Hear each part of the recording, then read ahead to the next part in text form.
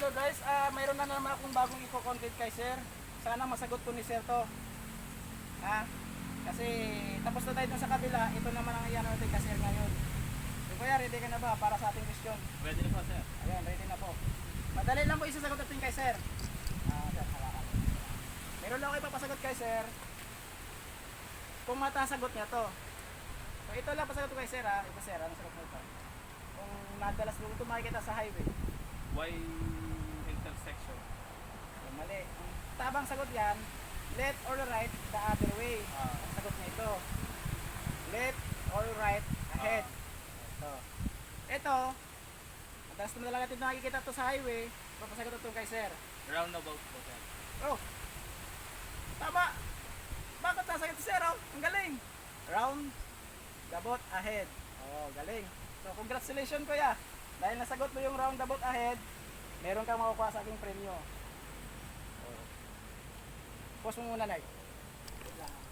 Nay, naubos na kasi sa iba sa mga lugar eh. Nay, nakaplay na. So, ayun. Nanalo man si sir, bibigyan natin siyang libreng long sleeve. Para po to sa kanya kasi nasagot niya yung answer natin, roundabout ahead. Ayos ba yun? Ito si Kuya. Anong masasabi mo na nakanalo ka? Anong sasabihin mo? Thank you po sa sa inyo nagbigay o sa po sa Thank you po sa nagbigay ng t-shirt. Thank you rin sa inyo, sir. Ay, maraming salamat naman po sir sa inyong natanggap na pa-premyo sa amin. Kahit ganyan lang, masaya na po sila ni sir. Importante makakuha lang po sa iyo ng pangpasaya ng mga tao. So ayun mga idol, nakita nyo binigay na natin kay sir. Thank you po. Ayun, salamat po sir. Tanggalin, papakita mo. Ayun. O, buksan mo, buksan mo. Buksan mo. Buksan mo. Ayun, titignan natin para malaman ni sir. Ito sir, ito mga idol bago po ito meron po tayong mga stock sa bahay, kaya mag-ikot po ako. Sana kayo naman susunod ang mananalo.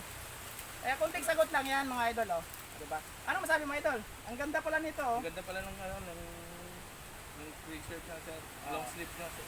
Thank you po. Maraming salamat. Bye-bye.